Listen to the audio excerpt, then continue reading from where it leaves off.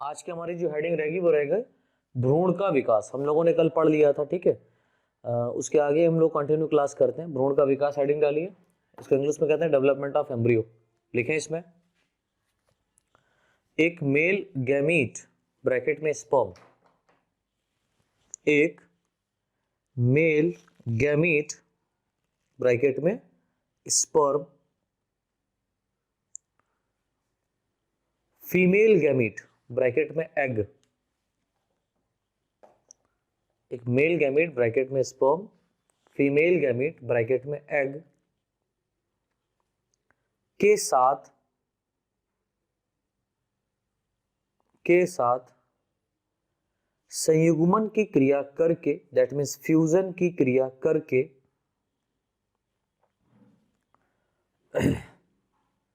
Zygote का निर्माण कर देता है। जाइगोट का निर्माण कर देता है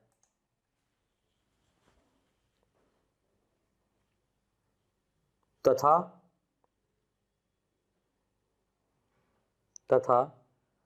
यह जाइगोट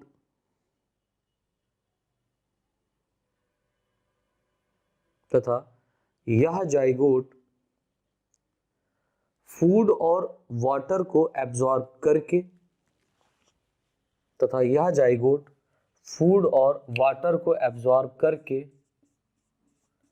oospore, oospore का निर्माण कर देता है। तो मैंने बताया कि एक male gamete, that means sperm, एक मेल गैमीट, मान लो स्पर्म है ये, ठीक है। ये फीमेल गैमीट एग के साथ फ्यूजन की क्रिया करके, दैट मीन्स संयुग्मन करेगा, मिलेगा, संयुग्मित हो करके oospore का निर्माण कर देता है, लाइक दिस। और ये oospore 2n होगा, ये हैप्लॉइड होगा, बट जो oospore बनेगा वो डिप्लॉइड होता है, ठीक है। तो oospore कब बनता है? oospore बनता है जाइगोट के बाद। तो हम यहां पर पहले जाइगोट बनाए तो ज्यादा बेहतर है। यहां पर ये क्या बन गया? 2n जाइगोट बन गया। और जाइगोट क्या करेगा? फूड प्लस वाटर, यही तो लिखा है, फूड प्लस वाटर को अपने अंदर एब्जॉर्ब करेगा, और एब्जॉर्ब करके ये खा पी के मोटा हो जाता है। कहने का अर्थ ये है कि जो जाइगोट है ये खाना पीना खा करके कैसा हो गया? मोटा हो गया, और अपने चारों तरफ इसने एक लेयर बना ली। तो यहां पर ये जो स्ट्रक्चर बना, this structure are also called as oospore। तो द्विबीजपत्री में आप याद रखिएगा कि जितने भी प्लांट्स होते हैं इनके अंदर ये प्रोसेस सेम है। अब इसके बाद वाला प्रोसेस थोड़ा सा डिफरेंट हो सकता है, ठीक है। कैसा हो सकता है वो आगे देखेंगे। तो यहां पर स्पर्म और एग फ्यूजन करके जाइगोट बनाया, जाइगोट ने खाना पीना खाया और क्या बना दिया? oospore। नई लाइन से लिखें, इस oospore में कई बार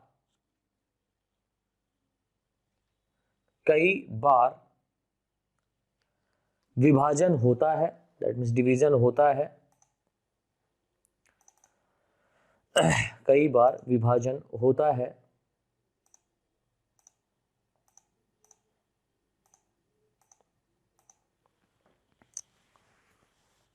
जिसके परिणाम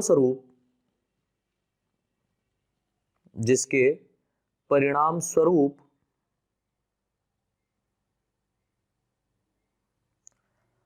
एम्ब्रियो का निर्माण हो जाता है। अब इसके अंदर कई बार डिवीजन होगा, और डिवीजन होने के बाद में किसका निर्माण हो जाएगा बेटा? एम्ब्रियो, दैट मीन्स भ्रूण, EMBRYO, एम्ब्रियो, दैट मीन्स किसका निर्माण हो जाएगा? भ्रूण का निर्माण हो जाता है, एम्ब्रियो का निर्माण हो जाता है। जो कि यह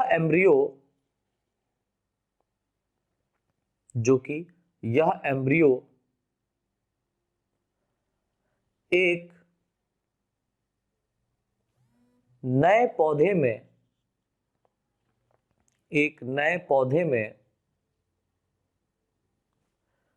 परिवर्तित हो जाता है,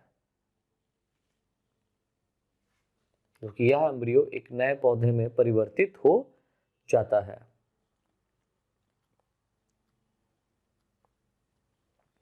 ठीक है, आगे लिखें। ऊ स्पोर से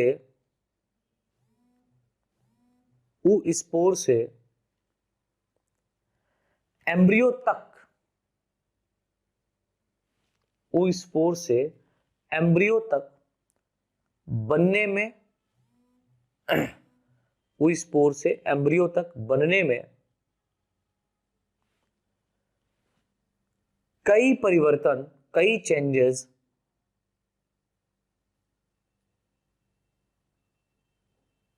होते हैं। कई चेंजेस, कई परिवर्तन होते हैं। नई लाइन से लिखें। एक द्विबीजपत्री, दैट मीन्स डाइकोटिलिडॉन, एक द्विबीजपत्री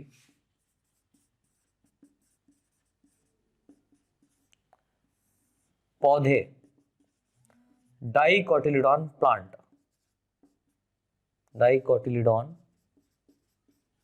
प्लांट, एक द्विबीजपत्री पौधे डाइकोटिलिडॉन प्लांट तथा एक बीजपत्री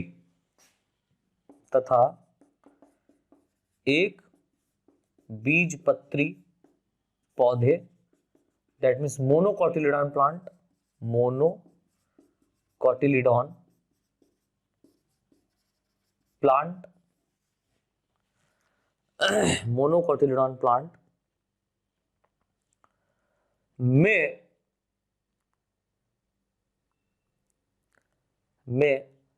गैमीट के फ्यूजन से लेकर, यानी कि जो गैमीट है इसका फ्यूजन से लेकर,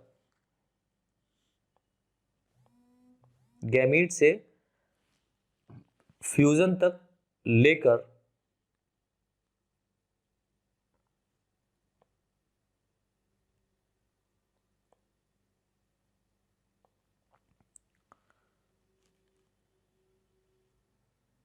ऊ स्पोर तक, गैमीट के फ्यूजन से लेकर ऊ स्पोर तक एक समान अवस्था होती है। ऊ स्पोर तक एक समान अवस्था होती है। मीन्स हम ये कह सकते हैं कि स्पर्म एग प्लांट का जो है वो मिला, जाइगोट बना, जाइगोट से ऊ स्पोर बना। तो यहां पर गैमीट से लेकर के ऊ स्पोर तक जितना भी प्रोसेस हुआ है, ठीक है, ये प्रोसेस चाहे एक बीजपत्री पौधा हो चाहे द्विबीजपत्री पौधा हो, दैट मीन्स चाहे डाइकोटिलिडॉन हो चाहे मोनोकोटिलिडॉन हो, इन दोनों में ये अवस्था समान प्रकार की होती है, एक जैसी ही होगी। लेकिन इसी के आगे लिखें बेटा, लेकिन ऊ स्पोर से, ऐसे लिखिए, लेकिन ऊ स्पोर से एम्ब्रियो तक, ऊ स्पोर से एम्ब्रियो तक के डेवलपमेंट, एम्ब्रियो तक के डेवलपमेंट, यानी यहां से लेकर के एम्ब्रियो तक जो बनेगा, डेवलपमेंट में विभिन्न अवस्थाएं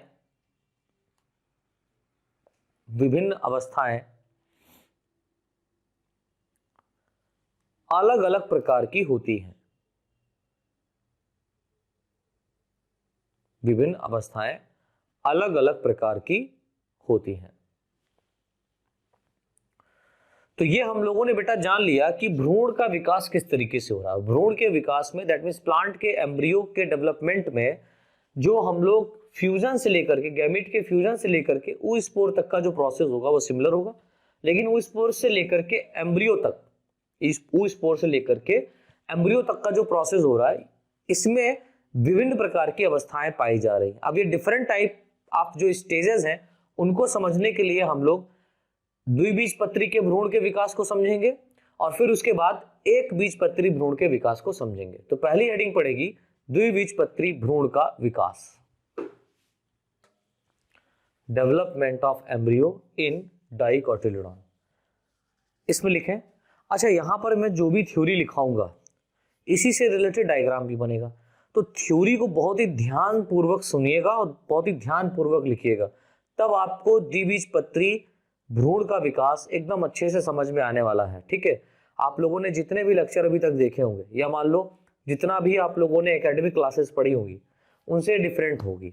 ठीक है, ऐसे समझ लो, यहाँ पर जो भी मैं लिखाऊंगा वही स्ट्रक्चर आपका बनेगा। ठीक है, और सिंपल भाषा में होगा। बुक्स कंफ्यूजन पैदा करती हैं, हालांकि लिखा सब सही होता है लेकिन कंफ्यूजन इसलिए पैदा करती है क्योंकि आपके जो कॉमन लैंग्वेज है वो उसमें नहीं लिखी होती है। ठीक है, उसमें डिफरेंट होता है, बहुत ही शुद्ध हिंदी का प्रयोग किया जाता है, शुद्ध इंग्लिश का प्रयोग किया जाता है। सो हम लोग यहाँ पर हिंदी इंग्लिश मिक्स पढ़ रहे हैं। तो लिखें इसमें, एक जाइगोट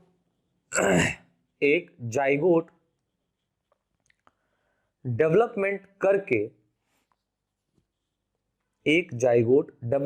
करके ऊस्पोर का निर्माण कराता है। तो ऊस्पोर का निर्माण कैसे होता है आपको पता है कि पॉलन ग्रेन जो होते हैं पॉलन ट्यूब पे जाते हैं और दो गैमीट आपस में मिलते हैं। तो हम कह सकते हैं यहां पर प्लांट का एक स्पर्म और एक एग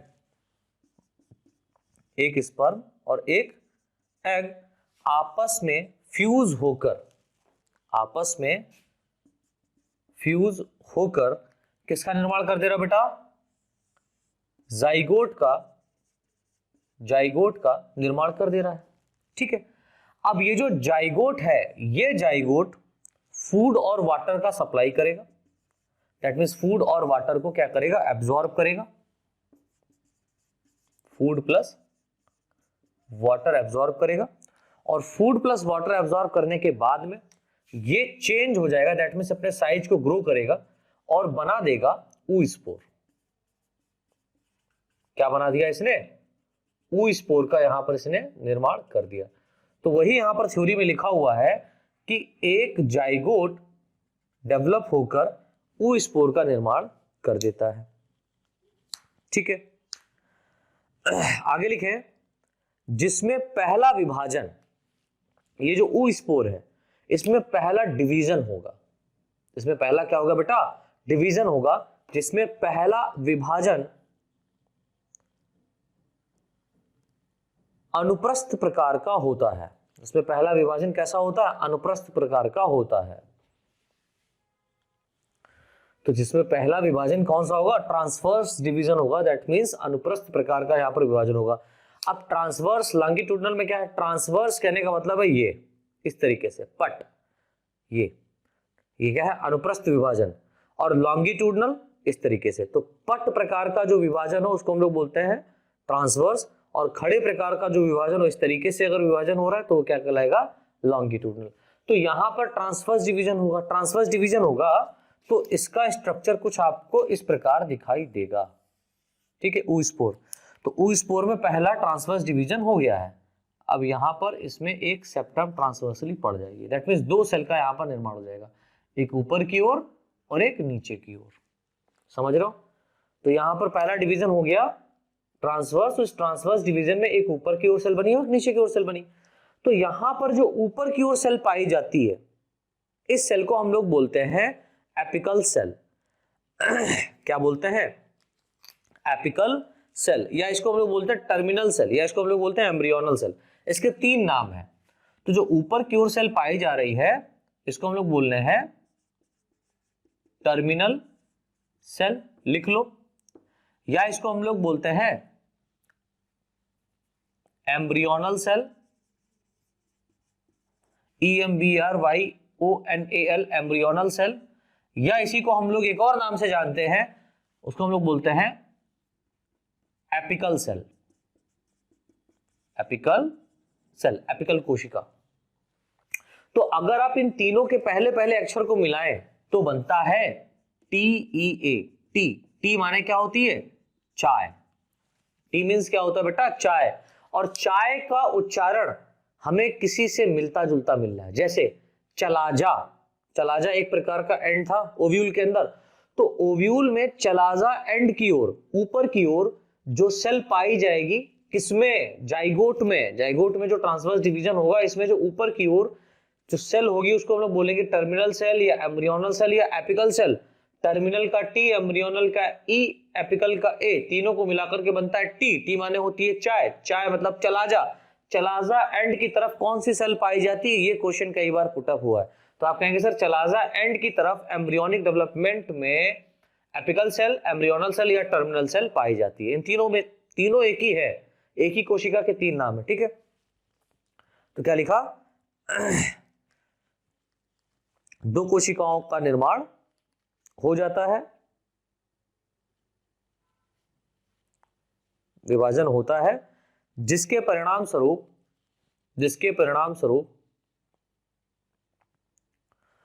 ऊ स्पोर में दो कोशिकाओं का निर्माण हो जाता है, दो कोशिकाओं का निर्माण हो जाता है,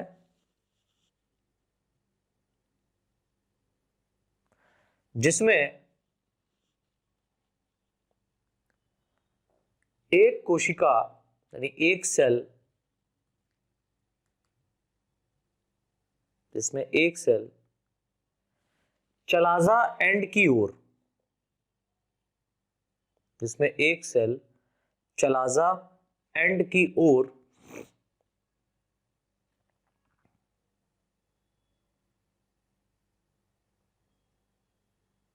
जिसमें एक सेल चलाजा एंड की ओर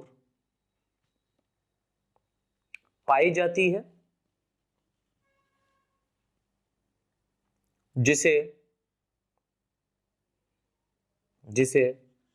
टर्मिनल सेल, TERMINAL, जिसे टर्मिनल सेल या embryonal cell, EMBRYONAL, embryonal cell, जिसे टर्मिनल सेल या एम्ब्रियोनल सेल या apical cell, APICAL, apical cell कहते हैं।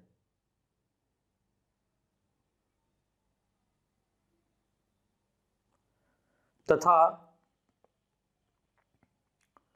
दूसरी कोशिका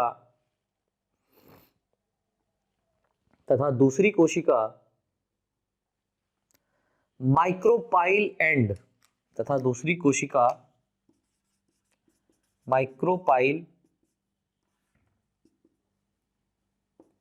एंड, की ओर, नीचे की ओर, तथा दूसरी कोशिका माइक्रोपाइल एंड की ओर पाई जाती है, माइक्रोपाइल एंड की ओर पाई जाती है, जिसे बेसल, BASAL, बेसल कोशिका, बेसल सेल, CELL सेल, जिसे बेसल, BASAL, बेसल सेल कहते हैं। तो इतना समझ में आया? हमने यहां तक तो समझ लिया था कि गैमीट फ्यूज होकर के जाइगोट, जाइगोट डेवलप करके ऊ स्पोर, ठीक है। ऊ स्पोर में क्या हुआ, ट्रांसवर्स डिवीजन हुआ। ट्रांसवर्स कहने मतलब अनुप्रस्थ प्रकार का डिवीजन हुआ। इस अनुप्रस्थ डिवीजन में दो प्रकार की कोशिकाएं बन गई। इन दो प्रकार की कोशिकाओं में जो ऊपर की ओर चलाजा एंड की तरफ जो सेल पाई जाती है उसको हम लोग टर्मिनल, एम्ब्रियोनल या एपिकल सेल कहते हैं, और जो नीचे की ओर सेल पाई जाती है, माइक्रोपाइल की ओर जो सेल पाई जाती है उसको हम लोग बोलते हैं बेसल सेल, बेसल कोशिका, ठीक है। इसके आगे नई लाइन से लिखे हैं, नई लाइन से लिखे हैं, एपिकल सेल, ये वाली जो सेल है, एपिकल सेल या एम्ब्रियोनल सेल या टर्मिनल सेल, तीनों में से कोई एक नाम लिख लो। एपिकल सेल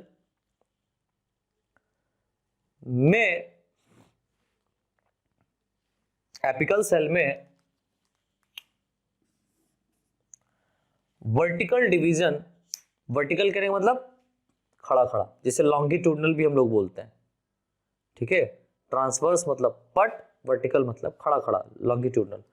एपिकल सेल में वर्टिकल डिवीजन या लॉन्गिट्यूडनल डिवीजन होने से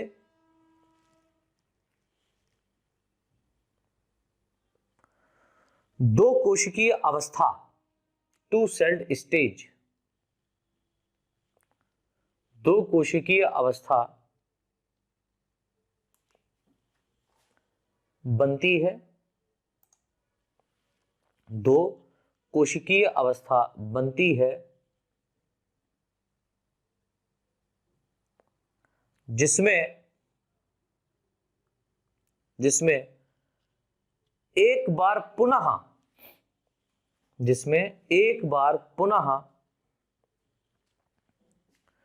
ट्रांसवर्स, दैट मीन्स अनुप्रस्थ, जिसमें एक बार पुनः ट्रांसवर्स डिवीजन होने पर, जिसमें एक बार पुनः ट्रांसवर्स डिवीजन होने पर चार कोशिकीय अवस्था बन जाती है। ट्रांसवर्स डिवीजन होने पर चार कोशिकीय अवस्था बन जाती है, जिस अवस्था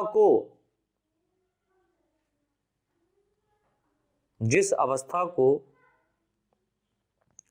quadrant stage, QUADRAND, quadrant stage, STAGE stage कहते हैं। जिस अवस्था को क्वाड्रेंट स्टेज कहते हैं, जिसमें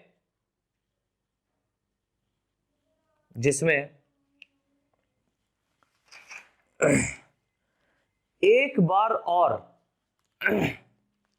किसमें, एपिकल सेल में, अभी एपिकल सेल की बात हो रही, बेसल सेल की बात नहीं हो रही है, जिसमें एक बार और माइटोसिस, अब यानी कि सारी सेल यहां पर बन गए, अब इनके अंदर अगर माइटोसिस डिवीजन हो जाएगा, अब यहां पर चार कोशिकाएं थी, चार कोशिकाओं में एक साथ जब माइटोसिस डिवीजन होगा तो टोटल कितनी कोशिकाएं बन जाएंगी, 8 कोशिकाएं बन जाएंगी। तो जिसमें एक बार और माइटोसिस डिवीजन होने के कारण या होने से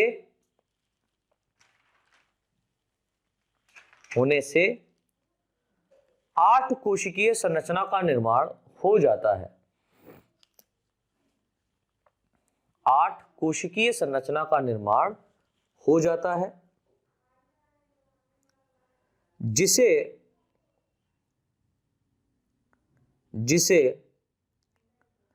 ऑक्ट्रेट, OCTRATE, जिसे ऑक्ट्रेट स्टेज कहते हैं, अवस्था कहते हैं, जिसे ऑक्ट्रेट स्टेज कहते हैं। इसी प्रकार आगे लिखें इसमें फटाफट, इसी प्रकार अब बेसल सेल की बात होगी। तो एपिकल सेल में जितने डिवीजन होने थे हो चुके, 3 बार यहां पर डिवीजन होगा, ठीक है। एक बार क्या होगा, वर्टिकल डिवीजन होगा, खड़ा खड़ा होगा, फिर एक बार ट्रांसवर्स डिवीजन होगा, ठीक है। एक बार वर्टिकल, एक बार ट्रांसवर्स, जिससे 4 कोशिकाएं बन जाएगी, अगेन इसमें माइटोसिस हो जाएगा। तो 3 डिवीजन यहां पर कंपलसरी है, जिससे 8 कोशिकाओं का निर्माण हो जाएगा। अब बात आ गई बेसल सेल की। तो इसी प्रकार बेसल सेल में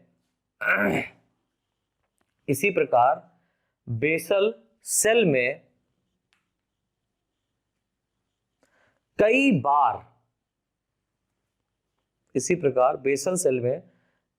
बार ट्रांसवर्स डिवीजन होता है। इसी प्रकार बेसल सेल में कई बार ट्रांसवर्स डिवीजन होता है,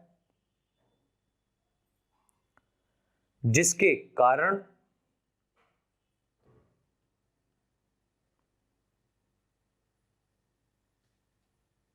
जिसके कारण 6 से 10 कोशिकाओं का निर्माण।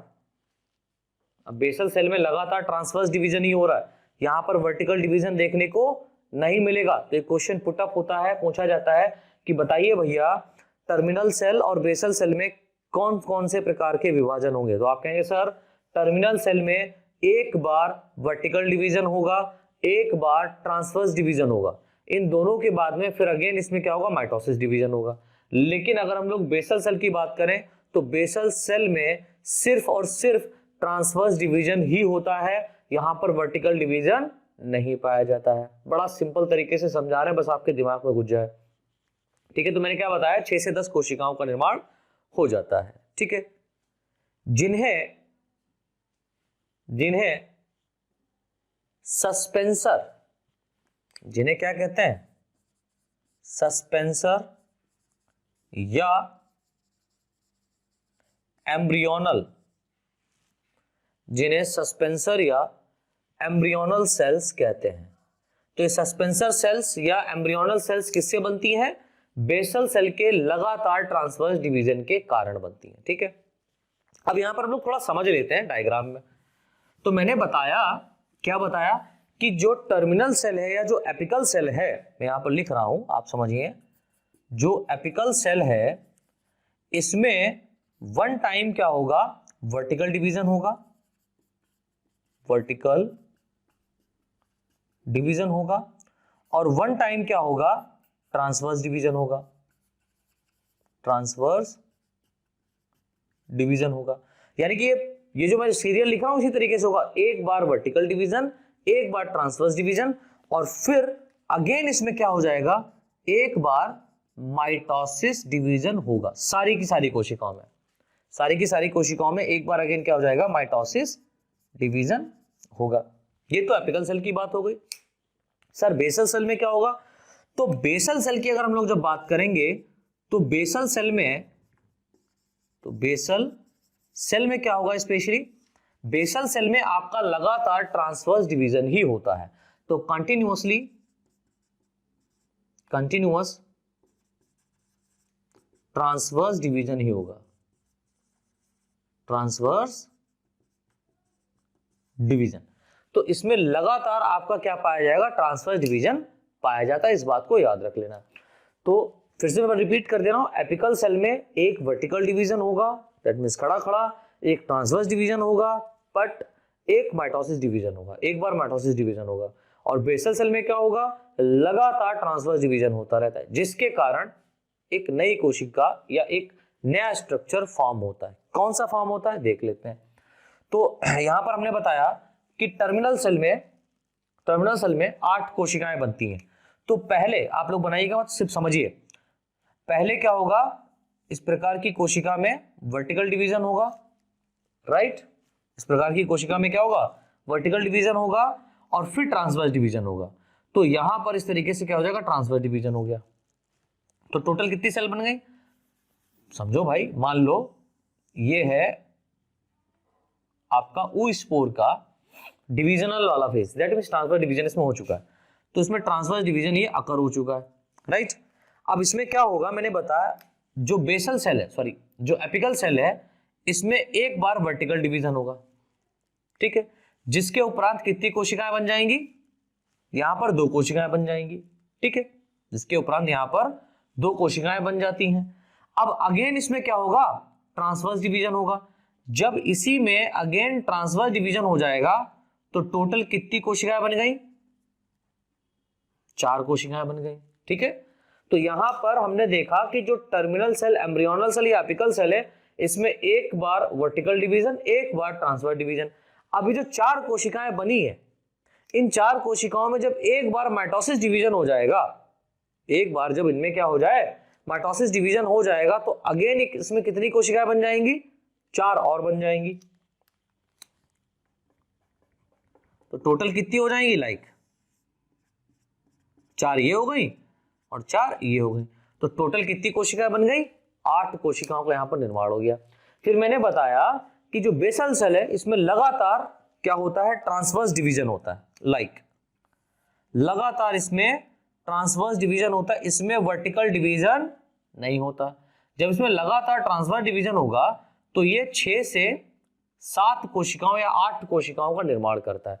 तो यहां पर ये आपका टर्मिनल सेल या एम्ब्रियोनल सेल या एपिकल सेल है, ठीक है। और ये वाला जो रीजन है ये बेसल सेल है, बेसल सेल है। अब इससे हमने क्या देखा, इसमें हमने देखा कि यहां पर जो डिवीजन हुआ वो कौन कौन सा हुआ, वो वर्टिकल हुआ, ट्रांसवर्स हुआ, माइटोसिस हुआ। यहां पर बेसल सेल में हमने देखा कि लगातार कंटिन्यूअस फॉर्म में क्या हो रहा है, ट्रांसवर्स डिवीजन हो रहा है। अब इसका अरेंजमेंट हम थोड़ा सा कर देते हैं अच्छे से, तो कैसा ये आपको दिखाई देगा एक्चुअल में। तो जो इसका स्ट्रक्चर आपको दिखाई देगा वो कुछ इस तरीके से होगा, ठीक है। इसका स्ट्रक्चर कैसा होगा वो हम लोग देख लेते हैं। तो कुछ बेटा इस तरीके का आपको दिखाई देगा। तो बेसल सेल में जो ऊपर की ओर कोशिकाएं विभाजित की है इनको क्या बोलते हैं। तो आप देखिए जो बाहर की ओर अरेंजमेंट है, इन कोशिकाओं को हम लोगों ने नाम दिया है हाइपोबेसल लेयर। इनको हम लोग क्या कहते हैं, हाइपोबेसल लेयर कहते हैं, क्योंकि यहां पर लेयर लाइक स्ट्रक्चर बन गया ना, हाइपोबेसल लेयर। और जो अंदर की तरफ है इसको हम लोग बोलते हैं एपीबेसल लेयर, क्योंकि ये जो एपीबेसल लेयर है, अभी इसका एक और मॉडिफिकेशन में दिखाऊंगा कि ये वाली सेल इसके हाइपोबेसल लेयर के ऊपर अरेंज हो जाती है। ये वाली जो कोशिकाएं हैं, जो एपीबेसल वाली सेल हैं, जो एपीबेसल सेल्स हैं या एपीबेसल वाली जो लेयर है, ये या सेल को ज्यादा बेहतर है, इन कोशिकाओं को बोलने हैं एपीबेसल सेल, इन कोशिकाओं को बोलने हैं हाइपोबेसल सेल। तो जो एपीबेसल सेल, हाइपोबेसल सेल है, ये एक दूसरे के ऊपर अरेंजमेंट हो जाएंगे, ठीक है, अरेंज हो जाएंगी। अब इसके ठीक नीचे जो बेसल वाला सेल है, जो बेसल सेल है, ये काफी बार ट्रांसफर डिवीजन किया है ना, लगातार ट्रांसफर डिवीजन करके कुछ 6 से 8 कोशिकाओं का निर्माण कर देता है। इन सभी के सभी कोशिकाओं को हम लोगों ने नाम दिया है सस्पेंसर सेल। इन सभी को क्या नाम दिया गया है, सस्पेंसर कोशिका, सस्पेंसर सेल, ठीक है। जिसमें अब इस सस्पेंसर में भी एक खास बात है कि सबसे नीचे की ओर बेस होता है, ठीक है, और सबसे ऊपर की ओर जो सेल पाई जाती है बिल्कुल सेंट्रल में, या हम ये कह सकते हैं जो आपका हाइपोबेसल सेल है इसके ठीक नीचे, इसको हम लोग बोलते हैं हाइपोफाइसिस सेल, ठीक है। ये जो हाइपोफाइसिस सेल्स हैं, ये हाइपोफाइसिस सेल्स क्या करेंगे, इनका एक मेन फंक्शन होता है कि जो एंडोस्पर्म है, ठीक है, जो एंडोस्पर्म आपको पता है, समझो यार थोड़ा सा, इस तरीके से एम्ब्रियोनिक शेप था, नीचे की ओर एग था, यहां पर एंडोस्पर्म बनता है कि नहीं बनता है, ये एंडोस्पर्म मान लो, और यहां पर क्या है, एग है। अब इस यहां पर ये जाइगोट है, इस जाइगोट में ये सारा का सारा मॉडिफिकेशन हो रहा है। जब जाइगोट में मॉडिफिकेशन होगा तो ये जो बेसल सेल है ये लगातार डिवीजन करेगी, तो ये ऊपर की ओर बढ़ेगा कि नहीं बढ़ेगा भाई, ये डिवीजन करेगा तो ऊपर की ओर जाएगा।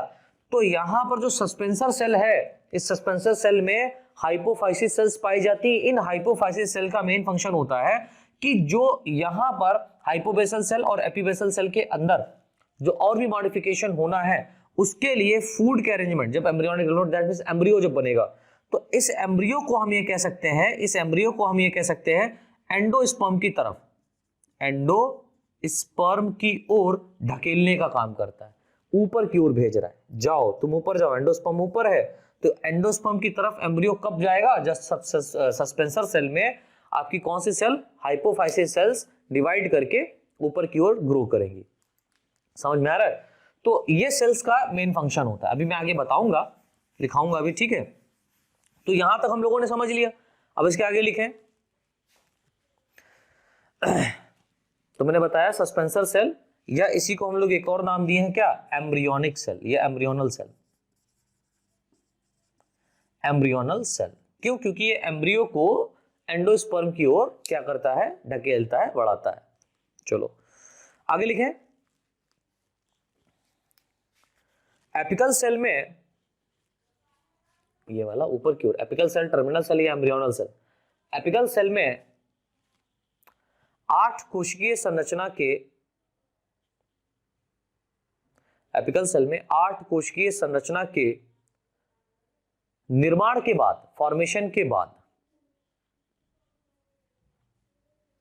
8 कोशिकीय संरचना के निर्माण के बाद यह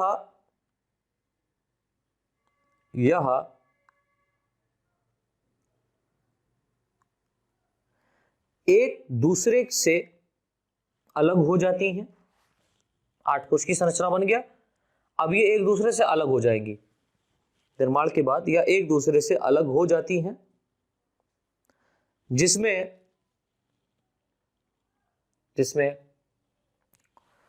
ऊपर की ओर 4 कोशिका, जिसमें ऊपर की ओर 4 कोशिका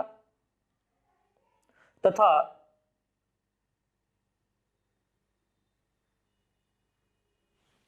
नीचे की ओर 4 कोशिकाओं का समूह, ऊपर की ओर 4 कोशिका तथा नीचे की ओर 4 कोशिकाओं का समूह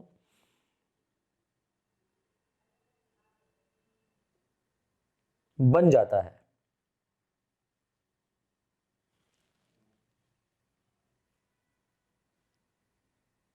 बन जाता है, जिसमें ऊपर की ओर स्थित कोशिकाओं को, जिसमें ऊपर की ओर स्थित कोशिकाओं को एपीबेसल सेल, एपीबेसल सेल तथा नीचे की ओर स्थित कोशिकाओं को, नीचे की ओर स्थित कोशिकाओं को हाइपोबेसल सेल कहते हैं, हाइपोबेसल सेल कहते हैं।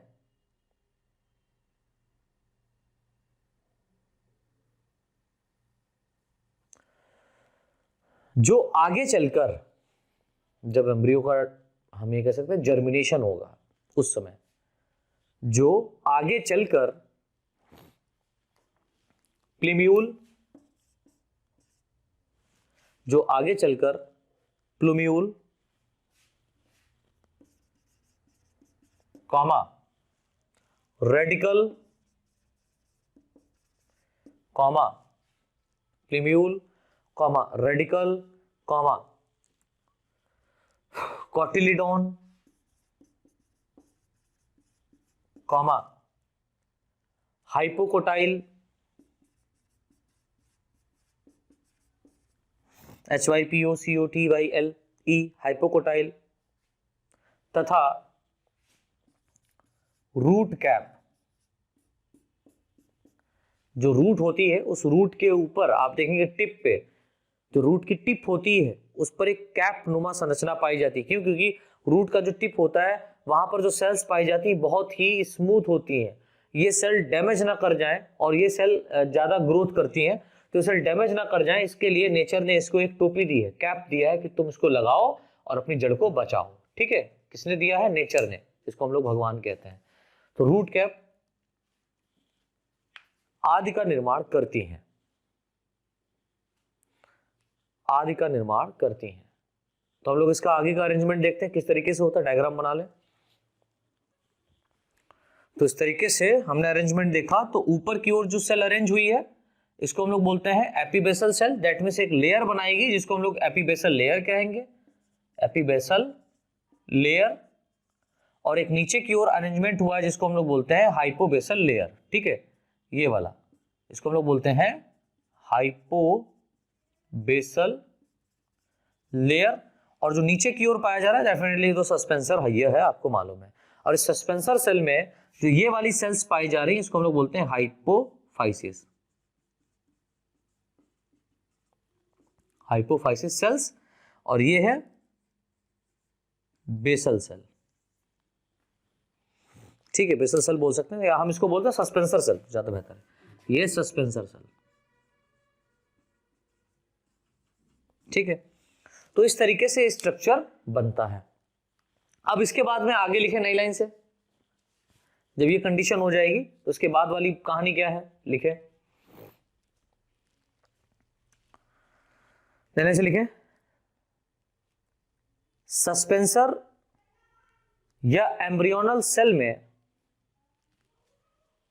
सस्पेंसर या एम्ब्रियोनल सेल में हाइपोबेसल लेयर की ओर, सस्पेंसर या एम्ब्रियोनल सेल में हाइपोबेसल, ये वाली लेयर हाइपोबेसल लेयर की ओर, हाइपोबेसल लेयर की ओर पाई जाने वाली कोशिका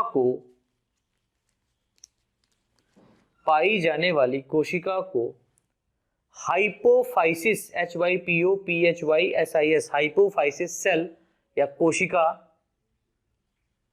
कहते हैं। हाइपोफाइसिस कोशिका कहते हैं, जो कि रूट कैप, लिखो, जो कि रूट कैप का निर्माण करती है, जो कि रूट कैप का निर्माण करती है। समझे? नई लाइन से लिखे, नई लाइन से लिखो, सस्पेंसर के आधार वाली कोशिका, यानी कि सबसे आधार वाली बेस वाली कोशिका है ये वाली, सॉरी इसे, ये तो पूरा सस्पेंसर ही कहा जा रहा है, राइट। तो सस्पेंसर के आधार वाली कोशिका, ये हाइपोफाइसिस है। सस्पेंसर के आधार वाली कोशिका, बेस वाली, ये नीचे वाली कोशिका, हॉस्टोरियल सेल, इसको हम लोग बोलते हैं हॉस्टोरियल सेल। सस्पेंसर के आधार वाली कोशिका हॉस्टोरियल सेल का निर्माण करती है, हॉस्टोरियल सेल का निर्माण करती है,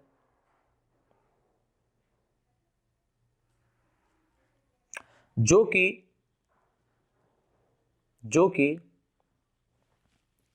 एम्ब्रियो को, ये भ्रूण जो है, जो यहां पर एम्ब्रियो बना, 8 कोशिकाएं बनी, यही एम्ब्रियो है स्पेशली, जो कि एम्ब्रियो को एंडोस्पर्म, ऊपर की ओर एंडोस्पर्म पाया जाता है ना, ऊपर की ओर एंडोस्पर्म बनता है, जो कि एम्ब्रियो को एंडोस्पर्म की ओर या की तरफ, एंडोस्पर्म की तरफ या की ओर ढकेलने का कार्य करती है। कौन? हॉस्टोरियल सेल, जो सस्पेंसर सेल की बेसल सेल है। ठीक है, ये पूरा कंप्लीट बोला जा रहा है सस्पेंसर सेल, सस्पेंसर सेल या एम्ब्रियोनल सेल। ठीक है, नई लाइन से लिखे हैं, नई लाइन से लिखे हैं, यहां से ट्विस्ट आ रहा है कहानी में।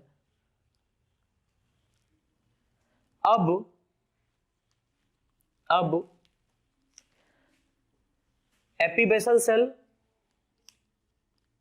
ये अब एपीबेसल सेल तथा हाइपोबेसल सेल दोनों, अब एपीबेसल सेल तथा हाइपोबेसल सेल या लेयर, जो भी लिखें, में, लेयर में लगातार विभाजन होता है, में लगातार विभाजन होता है, जिससे ग्लोब्यूलर स्टेज, यहां पर देखिए लगातार विभाजन स्टार्ट हो जाएगा इनमें,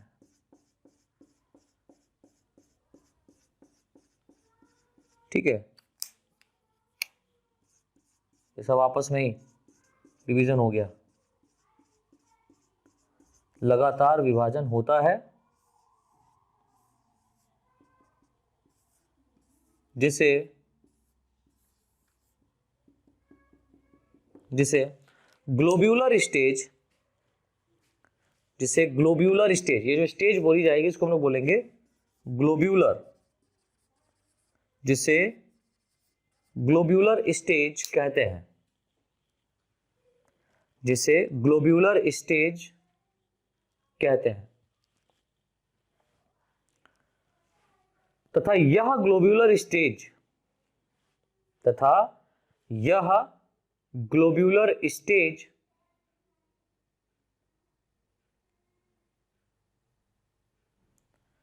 धीरे धीरे परिवर्तित होकर, यह ग्लोब्यूलर स्टेज धीरे धीरे परिवर्तित होकर हृदय के आकार की संरचना, हार्ट लाइक स्ट्रक्चर, हृदय के आकार की संरचना बना लेती है, हार्ट लाइक स्ट्रक्चर बना लेती है, जिसमें प्लूम्यूल कॉमा रेडिकल, जिसमें plumule comma radical comma cotyledon तथा एम्ब्रियोनल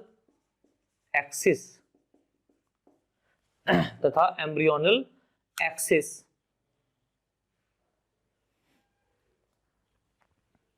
का निर्माण हो जाता है, जो कि इसकी कार्डेट या टारपीडो, CARDATE कार्डेट या टारपीडो, TARPIDO, जो कि इसकी कार्डेट या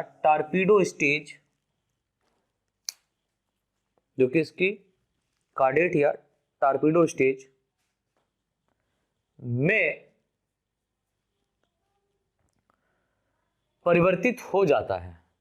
तो यहां पर हार्ट लाइक स्ट्रक्चर और टारपीडो स्टेज क्या है वो हम लोग अभी देखेंगे। तो इसका आप लोग पहले स्क्रीनशॉट ले लीजिए सभी लोग बनाने के लिए, फिर इसके आगे मैं आपको बताता हूं कौन सा डायग्राम बनना है। ले लिए स्क्रीनशॉट? चलिए अब हम लोग देख रहे हैं कि टारपीडो स्टेज और हार्ट स्टेज कैसी बनी है। ठीक है, टारपीडो स्टेज और हार्ट स्टेज कैसी यहां पर बनी है वो देखते हैं। तो इस तरीके से कुछ ये हार्ट स्टेज इसकी बनेगा जाकर के, हार्ट लाइक शेप स्ट्रक्चर। मेरा डायग्राम अच्छा नहीं रहता है। तो नीचे की तरफ सस्पेंसर सेल है, ऊपर की तरफ जो यहाँ पर ग्लोब्यूलर स्टेज बना था वो ग्लोब्यूलर स्टेज कुछ इस तरीके से चेंज हो जाएगा। ठीक है, जिसमें सेंट्रल में एम्ब्रियोनल एक्सिस रहेगा, राइट, और इसके आसपास ये जो दो स्ट्रक्चर आपको दिखाई देंगे, ये दो स्ट्रक्चर इसके कहलाएंगे टू कॉटिलिडॉन। इसीलिए तो ये डाइकोटिलिडॉन हम लोगों ने पढ़ा, बीजपत्री, दैट मींस इसमें दो बीज पत्र का निर्माण होता है और मोनोकॉटिलिडॉन में एक बीज पत्र का फॉर्मेशन होगा। तो इसमें टू कॉटिलिडॉन का क्या हुआ है, निर्माण हुआ है, राइट। अब यहां पर जो एम्ब्रियोनल एक्सेस है इसमें ऊपर की ओर एक थोड़ा सा पोर्शन उभारनुमा रचना ऊपर की ओर बड़ा है, तो जो ऊपर की ओर निकलता है स्ट्रक्चर उसको हम लोग बोलते हैं प्लूम्यूल, ठीक है। और जो नीचे की तरफ रहता है प्लूम्यूल के ठीक नीचे, इसको हम लोग बोलते हैं रेडिकल, प्लूम्यूल एंड रेडिकल। तो जाहिर सी बात है प्लूम्यूल जो है वो शूट का फॉर्मेशन कराता है और रेडिकल जो है वो रूट का फॉर्मेशन कराता है, R for radical, R for root. तो रूट का निर्माण रेडिकल से होता है और प्लूम्यूल से शूट का निर्माण होता है। स्टेम, लीफ, फ्लावर, ये किससे बनेगा, प्लूम्यूल से बनेगा, राइट। तो इस तरीके से इसकी क्या हो जाएगी, हार्ट स्टेज। अभी जो हार्ट स्टेज है ना बेटा, ये हार्ट स्टेज चेंज हो जाएगी इसकी कार्डिएट स्टेज या टारपीडो स्टेज में। तो कार्डिएट स्टेज या टारपीडो स्टेज अगर आप देखें तो वो कुछ इस तरीके से होगी। आपके डायग्राम में, आपके बुक में भी इस तरीके से डायग्राम बना हुआ होगा अगर आपके पास बुक है तो, और मेरा डायग्राम अच्छा नहीं रहता है फिलहाल।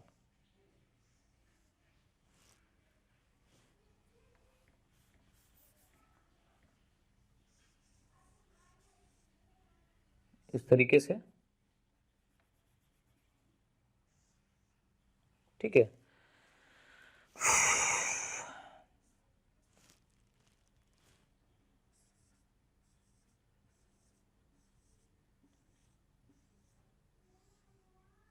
आप कहेंगे सर बायोलॉजी पढ़ाते हैं, डायग्राम आपका अच्छा नहीं है। अरे नहीं है तो नहीं है। तो ये वाला जो स्ट्रक्चर इस तरीके से आपको जो बुक में दिखाई दे रहा होगा, ये इसका क्या कहलाता है, टारपीडो स्टेज, या जब आप माइक्रोस्कोप में देखेंगे तो ये स्ट्रक्चर इस तरीके से दिखेगा, या इसको हम लोग कार्डिएट स्टेज भी कहते हैं, कार्डिएट स्टेज। और रियल बताएं तो आपके एग्जाम में ये बहुत कम पूछा जाता है, ठीक है। द्विबीजपत्री भ्रूण का निर्माण आ सकता है, तो इसलिए इसको अच्छे से पढ़ लीजिएगा, लेक्चर को बार बार रिवाइज कर लीजिएगा, एग्जाम से पहले भी एक बार इसको देख लीजिएगा, आपके दिमाग में बिल्कुल फंस जाएगा। इसका स्क्रीनशॉट ले लो।